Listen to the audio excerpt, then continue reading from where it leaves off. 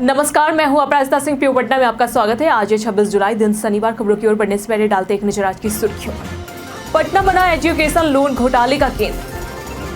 पटना की TOD special ट्रेनें बनेगी अमृत भारत। पाटलिपुत्र यूनिवर्सिटी खेल प्रतियोगिता 2025 शुरू। नियम तोड़े तो राशन गैस दोनों बंद। अजीमाबाद एक्सप्रेस अब राजगीर तक बढ़ाई गई। चलिए बढ़ते हैं किस बड़ी खबरों की ओर विस्तार से। पटना बना एजुकेशन लोन घोटाले का केंद्र। पटना समेत पूरे बिहार में 55,000 छात्र एजुकेशन लोन लेकर फरार हो गए। पटना में सबसे ज्यादा 4,374 छात्रों पर वसूली आदेश के बावजूद केवल 1,733 मामलों में केस दर्ज हुए। बाकी छात्रों पर ना नोटिस भेजा गया है, ना कार्रवाई हुई। अन्य जिलों जैसे समस्तीपुर, गया, मुजफ्फरपुर और दरभंगा में भी लोन धोखाधड़ी सामने आई है। अब बिहार सरकार ने सभी बकायेदार छात्रों पर केस दायर करने का निर्णय लिया है। यह घोटाला न केवल सरकारी संस्थानों का दुरुपयोग है, बल्कि ईमानदार छात्रों के लिए भी नुकसानदायक साबित हो रहा है। पटना की टीओडी स्पेशल ट्रेनें बनेगी अमृत भारत। पूर्व मध्य रेलवे की train on demand TOD special ट्रेनों को अब अमृत भारत रैक में बदला जाएगा, जिससे यात्रियों को बेहतर सुविधाएं, कम किराया और आरामदायक यात्रा मिलेगी। रेलवे बोर्ड के निर्देश पर पटना से बांद्रा, पटना से एलटीटी, दानापुर, चेन्नई जैसी ट्रेनों की सेवा अवधि बढ़ाई गई है। प्रधानमंत्री द्वारा हाल ही में बिहार को समर्पित 4 अमृत भारत एक्सप्रेस ट्रेनों में एलएचबी कोच, एलईडी लाइट्स और बायो टॉयलेट जैसी आधुनिक सुविधाएं शामिल है। इसके साथ ही वलसाड, उधना और डॉक्टर अंबेडकर नगर से चलने वाली कई ट्रेनों की संचालन अवधि भी बढ़ा दी गई है। पाटलिपुत्र यूनिवर्सिटी खेल प्रतियोगिता 2025 शुरू। पाटलिपुत्र यूनिवर्सिटी ने सत्र 2025 से 26 के लिए खेल कैलेंडर जारी कर दिया है। 5 अगस्त से 16 सितंबर तक 20 विभिन्न खेलों में पुरुष व महिला वर्ग की प्रतियोगिताएं आयोजित होगी। क्रिकेट से लेकर शूटिंग तक सभी स्पर्धाएं विभिन्न कॉलेजों में होंगी। चयनित खिलाड़ियों से यूनिवर्सिटी की टीम बनाई जाएगी। दस्तावेजों की सत्यापित प्रतियों के साथ ट्रायल अनिवार्य होगा। इस पहल से विद्यार्थियों को राष्ट्रीय स्तर पर अवसर मिलेगा और खेल प्रतिभा को बढ़ावा मिलेगा। नियम तोड़े तो राशन गैस दोनों बंद। कल से देश भर में राशन और गैस उपभोक्ताओं के लिए सख्त नियम लागू हो गए, जिनका सीधा असर करोड़ों लोगों पर पड़ेगा। अब राशन कार्ड को आधार से लिंक करना अनिवार्य है और बायोमेट्रिक पहचान से ही अनाज मिलेगा। फर्जी कार्ड वालों की अब खैर नहीं। गैस उपभोक्ताओं के लिए बुकिंग और डिलीवरी की जानकारी मोबाइल पर एसएमएस व ऐप के जरिए मिलेगी, जिससे पारदर्शिता बढ़ेगी। सबसे अहम बदलाव ये है कि गैस सब्सिडी सिर्फ उन्हीं को मिलेगी जिनका आधार और बैंक खाता गैस कनेक्शन से जुड़ा है। सरकार का साफ संदेश है, अगर दस्तावेज अपडेट नहीं है तो जल्द सुधारें, वरना रसोई ठंडी और थाली खाली हो सकती है। पटना से अहमदाबाद अजीमाबाद एक्सप्रेस अब राजगीर तक बढ़ाई गई।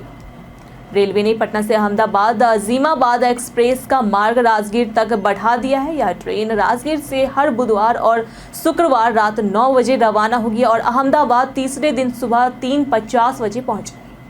अहमदाबाद से ट्रेन 28 जुलाई से सोमवार और बुधवार रात 9:50 बजे चलेगी और तीसरे दिन सुबह राजगीर पहुंचेगी।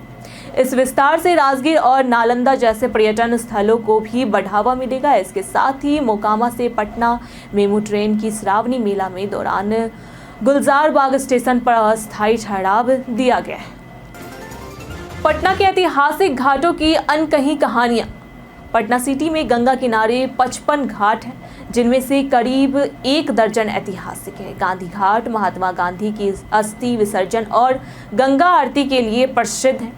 रानी घाट, कंगन घाट, गुलाबी घाट और खाजे कला घाट जैसी घाटों के सम्राट अशोक, गुरु गोविंद सिंह और रानी अहिल्याबाई का संबंध जुड़ा है। अदालत घाट पर पहले डॉल्फिन देखी जाती थी, जबकि दीघा घाट से गंगा दूर हो चुकी है। इन घाटों ने धार्मिक, सामाजिक और सांस्कृतिक रूप से पटना को विशेष पहचान दी है। घाटों से अब भी जुड़ी है कई रोचक स्मृतियां, पर समय के साथ उनका स्वरूप बदलता गया। तेजस्वी यादव की जान पर खतरा। बिहार की पूर्व मुख्यमंत्री राबड़ी देवी ने दावा किया है कि उनके बेटे और नेता प्रतिपक्ष तेजस्वी यादव की जान को 4 बार मारने की कोशिश हो चुकी है। उन्होंने भाजपा जदयू पर तेजस्वी की सुरक्षा खतरे में डालने का आरोप लगाया और सरकार से सुरक्षा बढ़ाने की मांग की। रावड़ी ने बिहार में 72,000 करोड़ के घोटाले और वोटरों के अधिकार छीनने की साजिश का भी खुलासा किया। पटना में 100 पुंडिया स्मैक के साथ तस्कर गिरफ्तार। बीते दिन पटना के बिहटा इलाके में पुलिस ने मादक पदार्थों की तस्करी के खिलाफ बड़ी कार्रवाई की है। गुप्त सूचना पर कार्रवाई करते हुए पत्सा मोड़ पर एक युवक को पकड़ा गया जो पुलिस को देखकर भागने की कोशिश कर रहा था। तलाशी में उसके पास से 100 पुंडिया स्मैक बरामद हुई। आरोपी कुंदन कुमार शाहपुर का निवासी है। बाइक भी जब्त कर ली गई है। पुलिस अब उसे पूछताछ कर अन्य आरोपियों की तलाश में जुटी। पटना समेत राज्य में खुलेंगे 100 फास्ट ट्रैक कोर्ट। बिहार सरकार राज्य में 100 नए फास्ट ट्रैक कोर्ट शुरू करने जा रही है, जिनमें सबसे अधिक 6 पटना में होंगे। यह कोर्ट हत्या, अपहरण, डकैती, पॉक्सो और महिला अपराधों जैसे संगीन मामलों की जल्द सुनवाई के लिए बनाए जाएंगे। हर कोर्ट में एक रिटायर्ड जज और 7 स्टाफ होंगे। जून 2025 तक राज्य के 17.96 लाख केस लंबित है, जिनमें 1.75 लाख संगीन केस हैं। इन कोर्ट्स के पीड़ितों को शीघ्र न्याय मिल सकेगा। बिहार में 12,754 शिक्षकों का आपस में स्थानांतरण। बिहार शिक्षा विभाग ने 12,754 सरकारी शिक्षकों का आपस में स्थानांतरण पारदर्शी और तकनीकी माध्यम से किया है।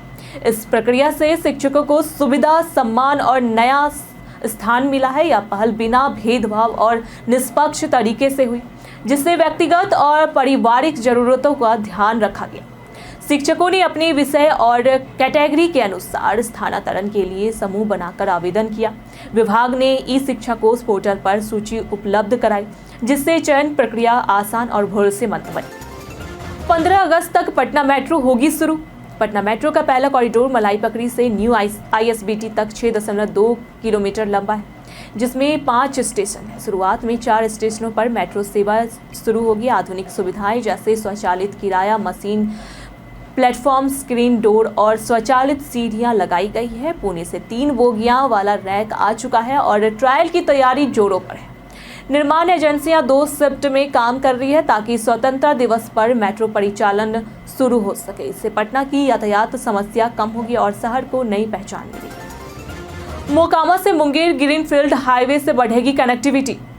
मोकामा से मुंगेर तक 42.40 किलोमीटर लंबी ग्रीनफील्ड 4 लेन हाईवे के निर्माण के लिए 2,243.16 करोड़ रुपए की लागत से टेंडर जारी किए गए हैं। यह परियोजना 29 महीनों में पूरी होगी और इसका काम 2 महीने में शुरू हो सकता है। हाईवे का हिस्सा रक्सोल हल्दिया एक्सप्रेसवे से भी जुड़ेगा। इसके निर्माण से बक्सर से मिर्जा चौकी तक सीधी कनेक्टिविटी मिलेगी और लोगों को 4 घंटे में राजधानी पटना पहुंचने में सहूलियत होगी। निर्माण के बाद ठेकेदार 15 वर्षों तक रखरखाव भी करेगा। भूमि अधिग्रहण की प्रक्रिया जारी।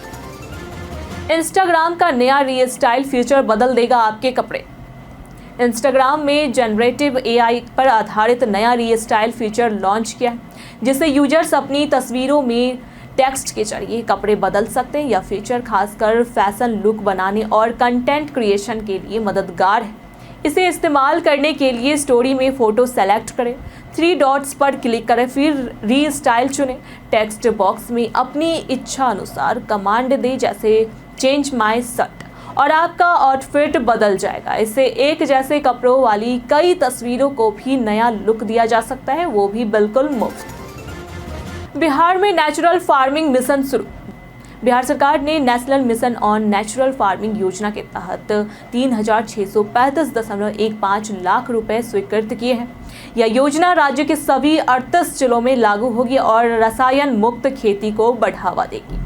इससे किसानों की लागत कम होगी, मिट्टी की गुणवत्ता सुधरेगी और उनकी आय बढ़ेगी। सरकार व्यापक जागरूकता अभियान चलाकर किसानों को प्राकृतिक खेती अपनाने के लिए प्रेरित करेगी, जिससे पर्यावरण संरक्षण और टिकाऊ कृषि को बढ़ावा मिलेगा। BPSC करेगा 7,279 विशेष शिक्षकों की भर्ती। बिहार लोक सेवा आयोग BPSC ने राज्य के विभिन्न विभागों में 38 भर्तियां के लिए परीक्षा कार्यक्रम जारी किया है। इसमें विशेष शिक्षकों के 7,279 पदों पर भर्ती नवंबर से दिसंबर में होगी। इसके अलावा असिस्टेंट इंजीनियर, रेवेन्यू ऑफिसर, सहायक पदों सहित कई विभागों में भी भर्ती की जाएगी। स्वास्थ्य और तकनीकी शिक्षा विभागों में असिस्टेंट प्रोफेसर समेत कई पदों पर साक्षात्कार के जरिए नियुक्ति होगी। यह भर्ती राज्य के शिक्षा, स्वास्थ्य और प्रशासनिक क्षेत्रों में महत्वपूर्ण भूमिकाएं निभाएगी। बिना रेरा रजिस्ट्रेशन जमीन बिक्री पर कड़ी कार्रवाई। बिहार रेरा ने बिना रेरा निबंधन के जमीन बेचने वाले एजेंटों पर सख्त कार्रवाई शुरू कर दी है। दोषी एजेंटों पर भारी जुर्माना लगाया जाएगा, जैसे देवनागरी ग्रीन सिटी एजेंट में 75 लाख रुपए का जुर्माना। अब इन मामलों की जांच आर्थिक अपराध इकाई ईओयू और प्रवर्तन निदेशालय ईडी भी करेगी। रेरा ने कई जिलों में जांच कर गैर निबंधित प्रोजेक्ट्स और एजेंटों को चिन्हित किया है, जिनके खिलाफ कानूनी कार्रवाई जारी है। बिहार में संविदा पर 151 एफएसएल पद भरे जाएंगे। बिहार सरकार के गृह विभाग ने विधि विज्ञान प्रयोगशाला एफएसएल में जांच तेज करने के लिए संविदा पर 191 पद भरने की मंजूरी दी है। राजगीर में क्षेत्रीय एफएसएल शुरू हो चुका है और पूर्णिया में जल्द होगा। मानव बल 2 गुना किया जाएगा और मोबाइल एफएसएल वैन की संख्या 17 से बढ़ाकर 51 की जाएगी। पुलिस कर्मियों को तकनीकी प्रशिक्षण भी दिया जा रहा है ताकि जांच की गुणवत्ता सुधारी जा सके और डिजिटल साक्ष्य सुरक्षा सुनिश्चित हो। हाजीपुर से मुजफ्फरपुर बाईपास अगले सप्ताह से चालू हो जाएगा, जिससे पटना और उत्तर बिहार के बीच बिना जाम के सफर संभव होगा। 1.5 दशक की देरी और 216 करोड़ रुपए की लागत से बाद में यह परियोजना पूरी हुई। फिलहाल पूर्वी 2 लेन चालू होगी, जबकि अगस्त के अंत तक 4 लेन की आवागमन शुरू होगा। कपरपुर आरओबी का शटरिंग हटते हुए पूरी लेन खुलेगी। सड़क की निगरानी के लिए 2 वाहन तैनात हैं और साइड फ्लैग की मरम्मत पूरी हो चुकी है। शेरू के इशारे पर चंदन मिश्रा की हत्या। चंदन मिश्रा हत्याकांड में पकड़े गए शूटरों ने खुलासा किया है कि वारदात से पहले उन्होंने पार्टी की और गैंगस्टर शेरू सिंह से 4 बार बात हुई। शेरू ने नेपाल भागने की सलाह दी थी। वारदात के बाद सभी अपराधी कोलकाता के गेस्ट हाउस में रुके, जहां फर्जी आईडी दी गई। हथियार पटना के बाहर के तस्कर ने दिए थे। एसटीएफ ने 4 अपराधियों को पकड़ा, 2 फरार है, 1 बाइक बरामद हुई, सत्यापन जारी।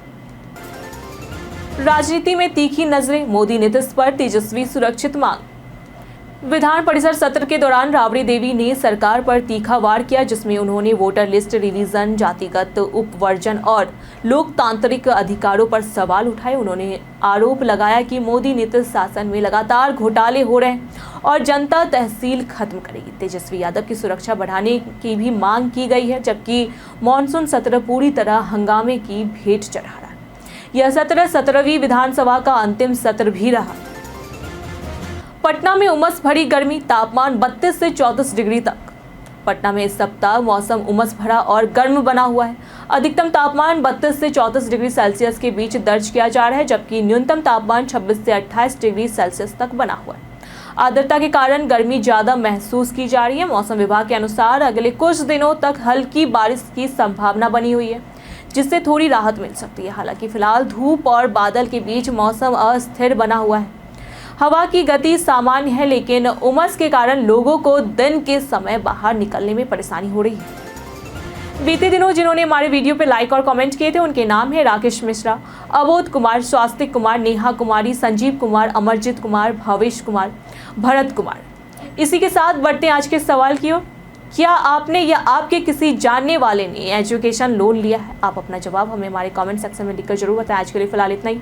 पटना की तमाम खबरों के साथ बने रहने के लिए देखते रहे प्योर पटना, और साथ ही अगर आप यूट्यूब चैनल पर देख रहे हैं तो चैनल को सब्सक्राइब करें।